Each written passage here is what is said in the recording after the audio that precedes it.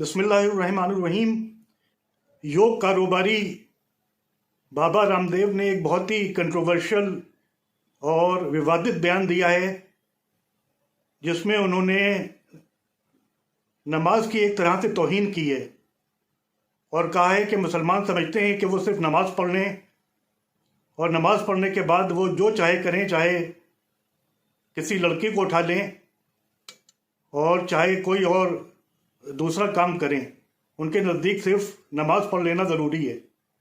तो ये बहुत ही विवादित बयान है और ये जज्बात भड़काने वाला बयान है। बाबा रामदेव को इस्लाम के बारे में कुछ नहीं मालूम। कुरान मजीद नमाज के बारे में साफ तौर पे कह रहा है, इन्न सलाता तन्हा अनिल फहशाए वल मुनकर, यानी नमाज, असल नमाज वो है कि जो इंसान को बुराई से रोकती है और बेहयाई और बेशर्मी से रोकती है।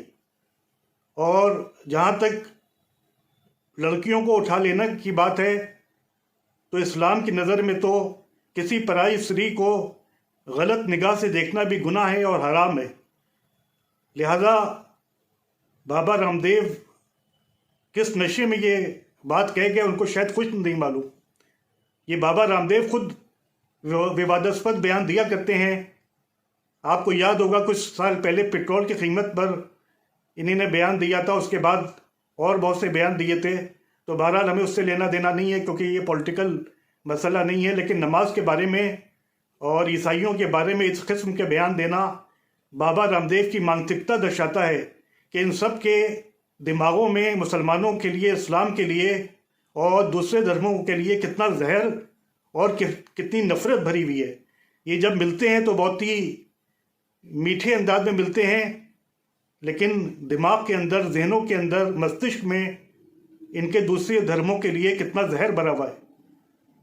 तो राजस्थान सरकार को इनके इस बयान को गंभीरता से लेना चाहिए है और इन पर कानूनी कार्रवाई करना चाहिए है। और वो लोग, वो मुसलमान के जो बाबा रामदेव के साथ अक्सर नज़र आते हैं, उनको भी इनकी मानसिकता देखकर इनके साथ रहने से परहेज़ करना चाहिए है, क्योंकि ये लोग मुनाफिक हैं और इनकी ज़बान पे कुछ है, इनके जहन में कुछ है, इनके दिमाग में कुछ है। तो ये कुछ कहते हैं ज़बान से और इनके जहन में सिर्फ नफ़रत भरी हुई है, जिसको ये कभी कभी जाहिर कर देते हैं। आम तौर पर ये मीठी छुरी बने रहते हैं।